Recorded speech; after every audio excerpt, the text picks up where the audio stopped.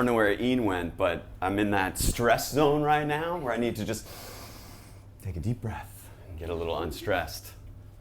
What's up, everyone? How you doing? Good. Good? Yeah. All right, today I'm just going to keep it real with you guys, okay? So my goal today is to just spill my guts in a confession. This might be a little controversial. I'm a little worried about this, but I have to tell you, I hate giving speeches. I hate giving speeches in Toastmasters. I see Tom Wynn, Tony's like, yeah, it's like not the right message to send. I promise you, this is going to be an inspirational speech. So come with me. Are you guys going to come with me on this journey? Yes. Yeah. Come with me on this journey. Okay, so 2012, right? I joined Toastmasters. I was like a sprightly little bunny, a little ta-nya, right?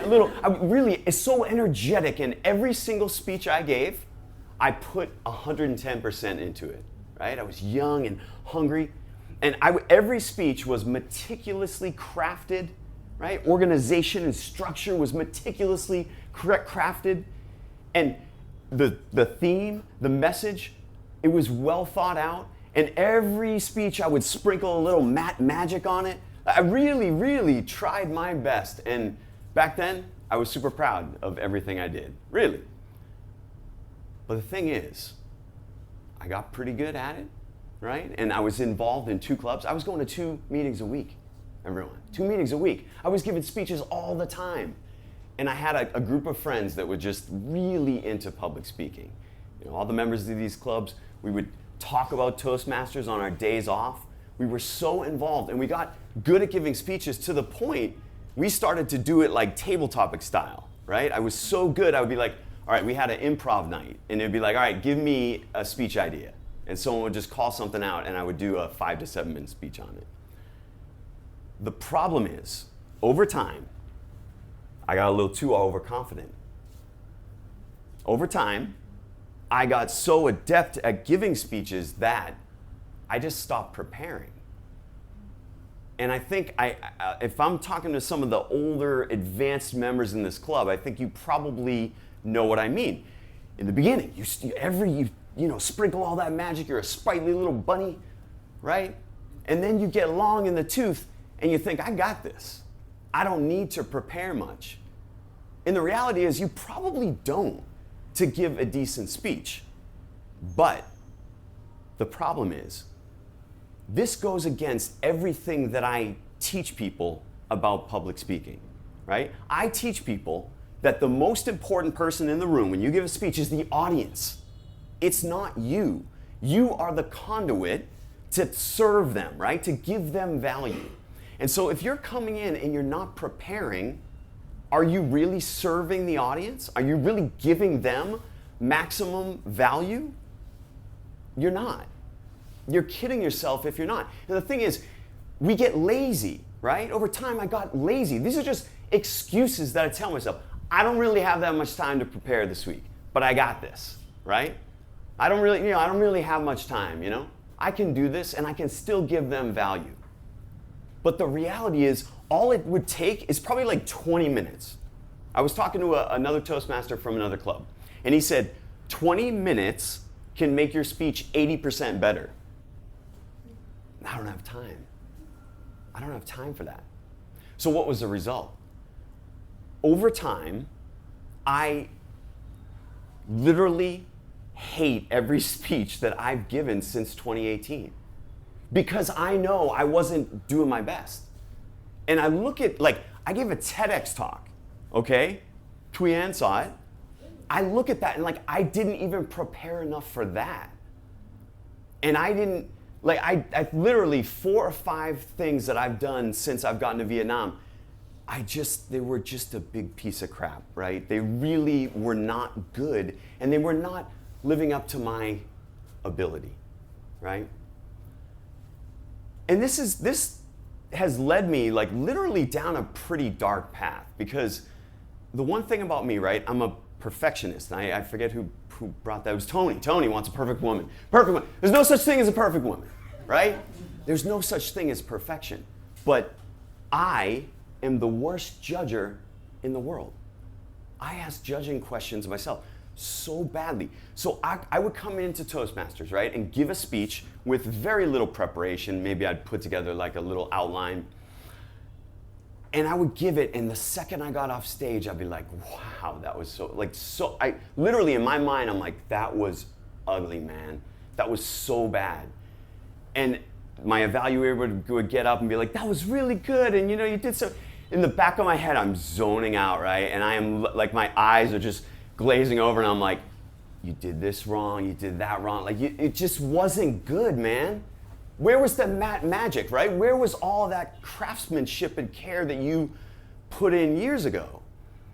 And so I would just kind of beat myself up, and literally like an abusive ex, right? You talk about your ex. I have like this abusive ex inner voice in me that just smacks me down. It was terrible. I'm sure some of you can probably relate to that a little bit. And then, so I start to think to myself, okay, well, what does it really matter, right? Like, giving speeches, it's not even that useful. Like, in today, like, why am I even giving speeches? Like, what's the point, right? So, I'm 48 years old. Since I was 18, I have been called on to give literally 3 speeches outside of Toastmasters. Literally. 1 wedding, best man. 2 eulogies for funerals. The speech, right, this monologue, this one-way thing, of course it's supposed to be a little two-way, but it's not even really used in society much. It's not used in my business world. If you were to have a dinner party, right, and invite everyone over and be like, hey everyone, I'd like to say a few words before we eat. Fellow guests, family, I would like to give a speech. And you start in on like a 5 to 7 minute talk. I guarantee people are gonna be like, Matt, I gotta go. There's this TikTok I gotta watch. It's 15 seconds and I gotta watch it. It's not, the speech form, we practice it and we put so much, effort into this here at Toastmasters, but it's not even really applicable to our daily life. I've, in the workplace, in my career, I learned a very valuable lesson. So I worked for the Walt Disney Company. It's one of the most proudest. I'm very proud of that. I worked for them for 5.5 years. And I was lucky enough to go up to Pixar Animation Studios in Northern California. And Pixar is like my dream company to work for, and my dream to be in a meeting with John Lasseter, is the former co-founder and Chief Creative Officer of Pixar. He was like friends with Steve Jobs. I mean, was like a modern day Walt Disney. And I was going up there with my team to pitch a game to him and the other executives at Pixar. And I was lucky enough to be called on to do that because I was pretty good at public speaking, right? And I prepared for that, but guess what? I over-prepared. Like I rehearsed and I had this whole thing down and I memorized it. And I just had this idea of how it was gonna go in my head, right? And I'm sitting there and it's my turn. I was nervous, man. I'm in the room with John Lasseter, my idol. And I'm not kidding you when I say, he started to fall asleep. He started to fall asleep. And I learned a valuable lesson, right? That senior executives, VPs at companies, they want to be talked with, not talked to. So I just misread it, and like had I maybe strategized with my boss or something, we could have probably, talked about that. But I had this like 5 to 7 minute thing prepared, and it just wasn't the format that you bring into a meeting like that. And I think in today's business world, I don't know about you, I'm not called on to give speeches, right? It's meeting facilitation. It is impromptu speaking in the form of questions that come up in business meetings, right? And it's status updates. It's, hey, let's go around the room and kind of give like a quick update. But when you work in a team, and if you want people to collaborate, like I would have been better off saying, hey, hey John, we got this great idea, real casual, right? Like, we got this great idea. This is gonna be the game. What do you think? Executives want to talk. They want to hear themselves talk. They don't want you to talk for 5 to 7 minutes, right? This is getting very negative. I promise you, we're going to come back around to positivity. The other thing that I beat myself up about, right, and the reason I hate speaking is that when I get on stage, I feel like I turn into a different person. And I don't know about you if you watch your speeches, but the 5 to 7 minute format yields a very performative style of speaking, right? When it's a monologue, you turn into like an actor, and I can't help but watch myself, and I'm like, what am I trying to be, Tom Cruise or something? Like, who is that person? And I don't like that person, right? All these judger things that I do to myself, and I lay down at night and go, why was I just over speaking or over enunciating? And I don't know about you guys, but I really have that abusive inner voice in me. And it's part of just being a perfectionist. It's part of, wanting to do my best. But then I, have come to a realization, right? A couple of realizations about why I hate speeches. I actually don't, right? I don't hate giving speeches. What I hate is not living up to my potential. I hate not doing my best. I hate it. And it leads me to hate myself. But you know what? The speech, right? A 5 to 7 minute format or whatever it is, 8 to 10 minutes, 11 to 13, what is this? It's a beautiful art form. And I'm an artist. I went to art school, okay? I studied fine arts at a university. Giving a speech is an incredible opportunity for you to get up and share a bit of yourself, a bit of your soul with the audience. And that's an incredible thing. And it doesn't matter if it's used in the business world, right? Or if it's going to be helpful at a dinner party. It's a beautiful moment, and I think it's a wonderful art form. And so I don't hate giving speeches. I just want to do my best. And that's what I'm going to try to do going forward. I spent a decent amount of time on this one. Not as much time as I wanted, because I wanted to have slides and everything. But it was, short notice, a couple days ago. But let's bring it all around, okay?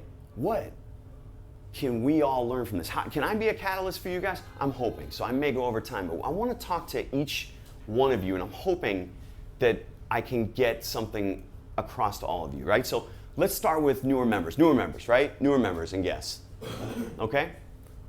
I want to encourage you to give speeches, right? It's a beautiful art form and a way for you to express yourself, and it's going to give you a lot more pressure, okay? And so when you get up here, be prepared. Do your best. But I want to see you, newer members, work towards the leadership roles. I think that being a Toastmaster or an evaluator or a general evaluator is actually more valuable for your life and career than giving speeches. So I want to encourage you guys. Give speeches, but work towards those leadership roles. Advanced members. Where are my advanced members? I see a bunch of them out there. Remember. It's okay, we can go over it. It's a workshop. Toastmasters is learn by doing, and it's a place to make mistakes. It really is. Advanced members, remember what it was like to be the new member, that little bunny, right? That little new Toastmaster that had so much energy and you wanted to be your best, and you saw yourself up there and you wanted to give the best speech you could possibly give. Don't be lazy, prepare more. You're going to love yourself more for that. And everyone in this audience, every single person, one thing I've learned over 13 years of Toastmasters, we tend to be kind of sensitive people, okay? You probably wouldn't be in this room if you didn't care a lot. You probably wouldn't be in this room if you weren't a little bit insecure deep down. That's okay, right? That's okay. I want you all. Send that abusive ex away. Be kind to yourself. Be careful of that inner voice. Strive to be your best, but there's no such thing as perfection. Stop with the judging questions, like our former speaker said, and love yourself. Be kind to yourself. Madam Toastmaster.